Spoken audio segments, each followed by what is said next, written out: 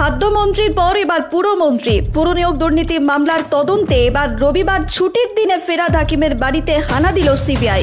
পুর নগর উন্নয়ন মন্ত্রী তথা কলকাতা পুরসভার মেয়রের চেতলার বাড়ির চারপাশ ঘিরে ফেলে কেন্দ্রীয় বাহিনী। বাড়ির সামনে জড়ো হয়েছেন তৃণমূল কর্মী সমর্থক এবং ফেরাদ হাকিমের অনুগামীরা। কেন্দ্র বিরোধী স্লোগান দিচ্ছেন তারা। পুর নিয়োগ দুর্নীতি মামলার তদন্তে 5ই অক্টোবর খাদ্যমন্ত্রী তথা মধ্যমগ্রাম পুরসভার প্রাক্তন চেয়ারম্যান রথীন ঘোষের বাড়িতে 19 ঘন্টা ধরে তল্লাশি চালায় ইডি। একাধিক পুরসভা এবং পুরসভার চেয়ারম্যান, প্রাক্তন চেয়ারম্যান এবং পুর আধিকারিকদের বাড়ি সহ 14টি জায়গায় তল্লাশি চলে। এর ঠিক 3 দিনের মাথায় আজ পুরমন্ত্রীর বাড়িতে আরেক কেন্দ্রীয় এজেন্সি।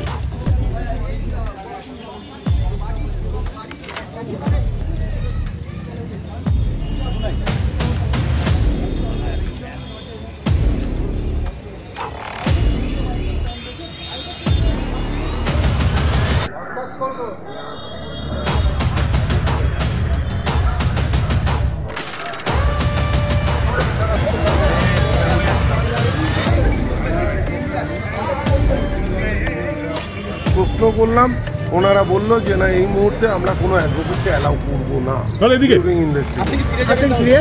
আমি এখন কি করবো সেটা আমি দেখি।